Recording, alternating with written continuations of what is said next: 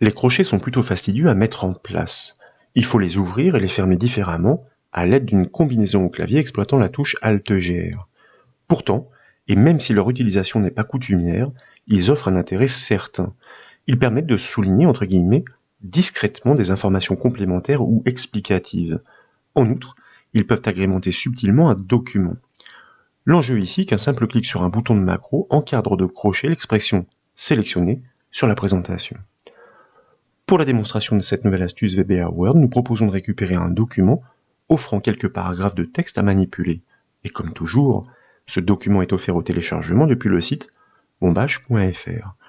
Nous découvrons un document classique constitué de quelques paragraphes de texte. Certes, il n'offre pas d'informations complémentaires à proprement parler et destiné à être subtilement identifié par des crochets. Mais pour les besoins des démonstrations, nous nous accommoderons, car n'importe quelle expression fera l'affaire. Au début du troisième paragraphe, c'est une suggestion, je vous propose de sélectionner l'expression thème et les styles. Si vous réalisez la sélection à la souris plutôt qu'au clavier, qui est préconisé pour des sélections précises, il y a fort à parier que l'espace de fin est inclus dans la plage, comme c'est le cas ici. Mais ce n'est pas grave. Nous devons monter un petit code VBA Word capable de s'adapter au contexte. Et comme cet automatisme à monter peut s'avérer intéressant dans de multiples cas, nous proposons de créer la procédure de code VBA dans le modèle Word, le normal.m.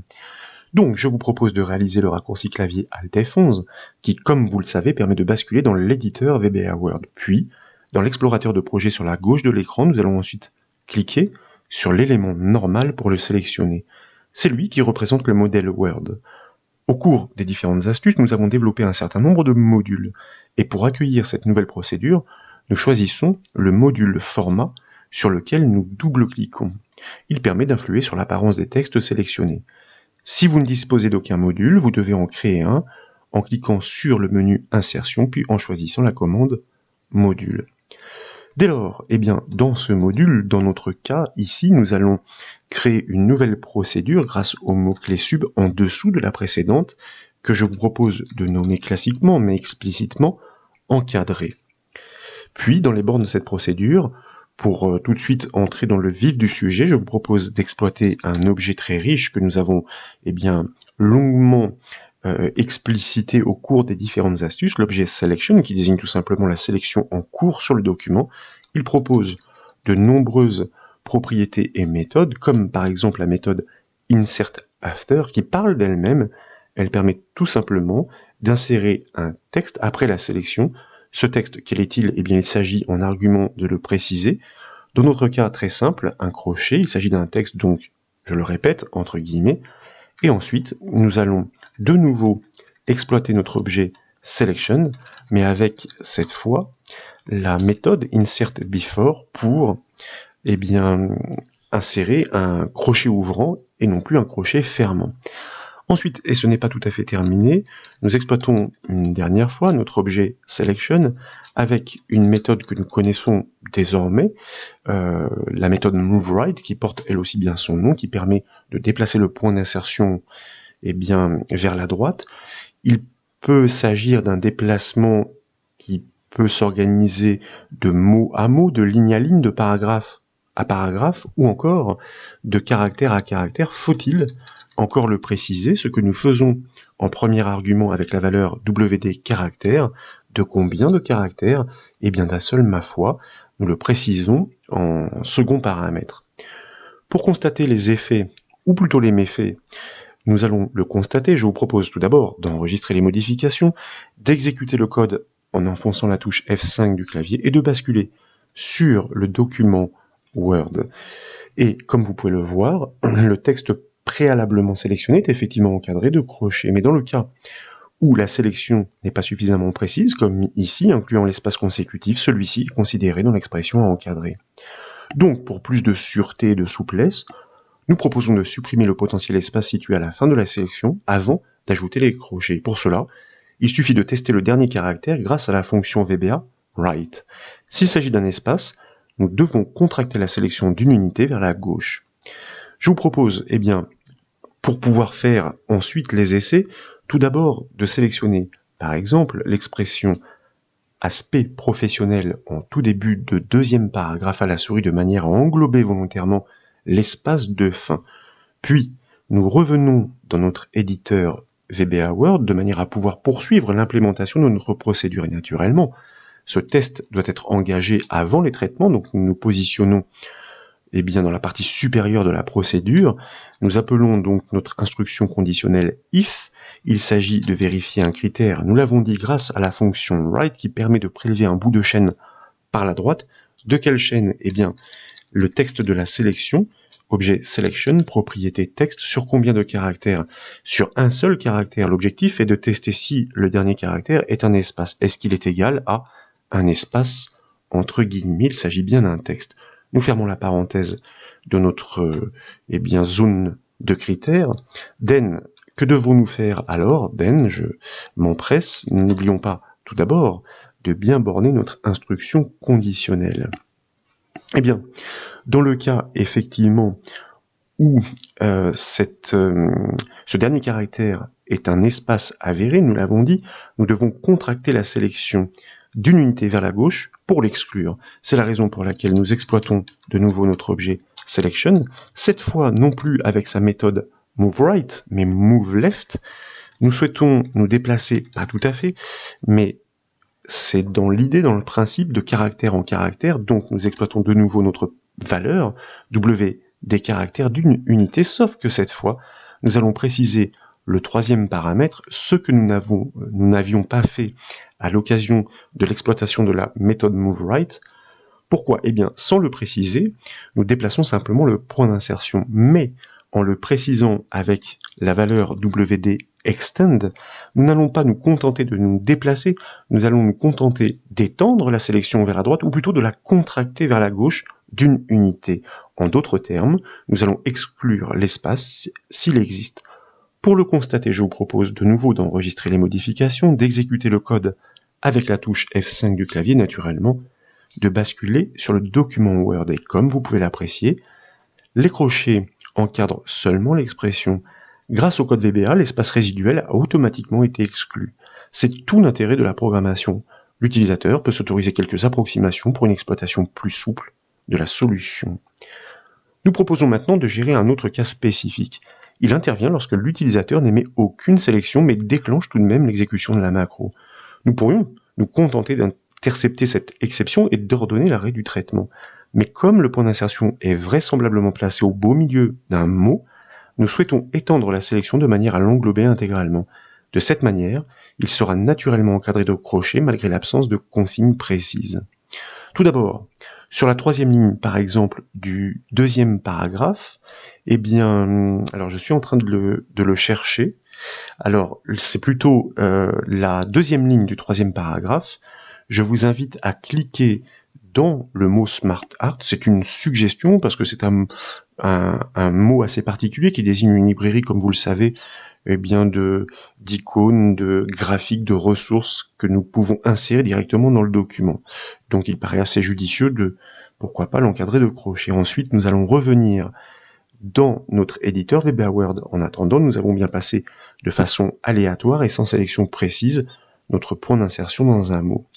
Puis, au début de la procédure, bien sûr, avant tout autre traitement, nous allons engager un nouveau test grâce à notre instruction conditionnelle if. L'objectif ici est de savoir de connaître le nombre de caractères contenus dans la sélection. S'il n'y en a qu'un, nous savons que notre code VBA doit s'adapter pour pouvoir déceler le mot et l'encadrer. Dans le cas contraire, la main sera rendue au traitement précédent.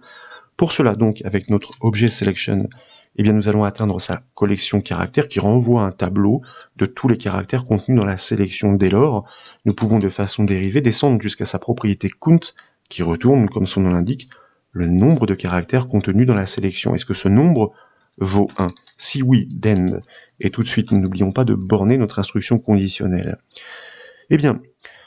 Nous allons donc maintenant, dans le cas où effectivement ce critère est vérifié, c'est-à-dire lorsqu'il n'y a qu'un caractère dans la sélection, en l'occurrence, en d'autres termes, qu'il n'y a pas de sélection, nous allons devoir remonter caractère à caractère jusqu'à l'espace situé devant le mot où réside le point d'insertion. Dès lors, nous devrons étendre la sélection vers la droite, donc dans l'autre sens, toujours caractère à caractère, jusqu'à atteindre l'espace situé après ce mot. Et pour cela, bien sûr, puisqu'il s'agit de traitement récursif, nous allons engager une première boucle while, une boucle while qui, comme vous le savez, poursuit son traitement tant que les conditions sont vérifiées. Et je vous propose d'exploiter la fonction VBA left, qui est l'inverse de la fonction right. Elle permet, elle, de prélever par la gauche d'une chaîne et non plus par la droite. En l'occurrence, cette chaîne est toujours le texte contenu dans la sélection, selection.text, premier caractère, virgule 1. Est-ce que ce caractère est différent, cette fois-ci, d'un espace, donc entre guillemets, bien sûr, à saisir, mais nous allons aussi en profiter pour traiter une autre spécificité, car nous pourrions nous situer au tout début d'un paragraphe, donc il se pourrait que ce premier caractère soit non pas un espace, mais un retour chariot, comme vous le savez, retourné par la fonction chr avec une valeur très spécifique. Donc, est-ce que ce premier caractère n'est pas non plus end? Un saut de ligne, un retour à la ligne, c'est le nombre 13 qui permet de le simuler. Dans ces conditions, s'il ne s'agit, décidément j'inverse les lettres, s'il ne s'agit ni d'un espace, ni d'un retour chariot situé juste devant ce mot, nous devons, ça veut dire qu'il s'agit d'une lettre, nous devons poursuivre à nous déplacer vers la gauche jusqu'à l'atteindre, puisque cela signifie que nous ne sommes pas encore placés devant le mot. Donc, nous exploitons notre objet selection avec sa méthode moveLeft pour engager ce déplacement, comme vous le savez, d'une unité sur les caractères, WD caractère, une unité, et il s'agit d'étendre la sélection, plutôt ici de la contracter. Donc nous exploitons de nouveau notre paramètre WD extend. En revanche, dès qu'un espace sera rencontré, la boucle while mettra fin à son traitement. Nous serons donc arrêtés sur une sélection dont le premier caractère est un espace.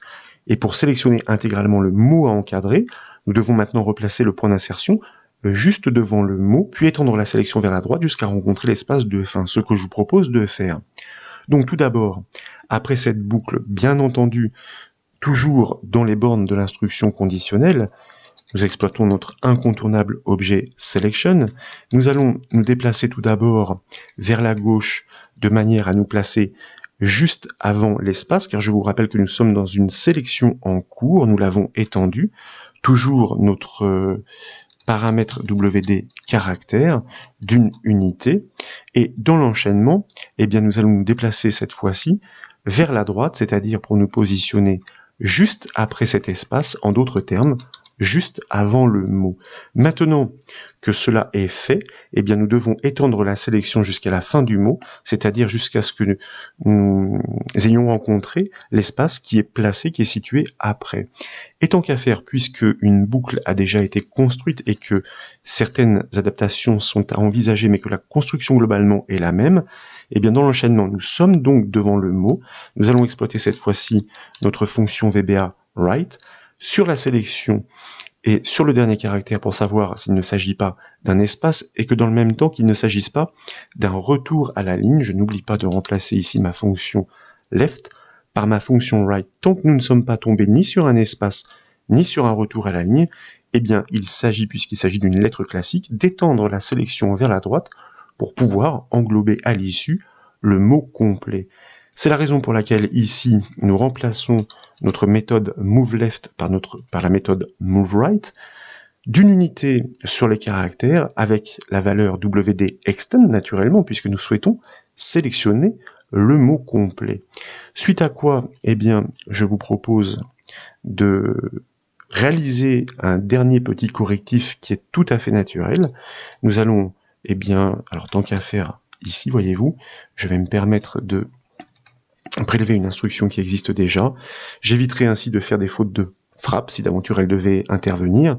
Nous allons déplacer ensuite, non pas le curseur, mais la sélection d'une unité vers la gauche. Pourquoi ? Parce que lorsque nous allons sortir de cette boucle, nous aurons bien sélectionné le mot oui, mais avec l'espace qui suit. Et c'est la raison pour laquelle, derrière, nous la contractons d'une unité sur la gauche, de manière à bien recadrer la sélection précisément sur les bornes du mot. Pour constater les résultats, comme toujours, je vous propose d'enregistrer les modifications. Je vous rappelle que le point d'insertion est situé au beau milieu du mot Smart Art. Nous exécutons notre code, nous revenons sur notre document Word, et comme vous pouvez le voir, même dans ce contexte particulier, notre procédure sait s'adapter pour trouver le terme à encadrer automatiquement de crochet. Bien sûr, et comme nous l'avons démontré à maintes reprises dans des astuces passées, il conviendrait maintenant d'associer cette procédure à un bouton de macro à greffer dans l'un des rubans en haut de la fenêtre Word, comme nous l'avons fait ici avec un ruban personnalisé, le ruban outils. Quoi qu'il en soit, j'espère que cette nouvelle astuce VBA Word vous a plu. Si c'est le cas, comme toujours, je compte sur vous pour mettre un petit j'aime à la vidéo, et comme vous le savez, vous pouvez retrouver toutes les astuces, mais aussi toutes les formations sur le site bombache.fr. Je vous remercie.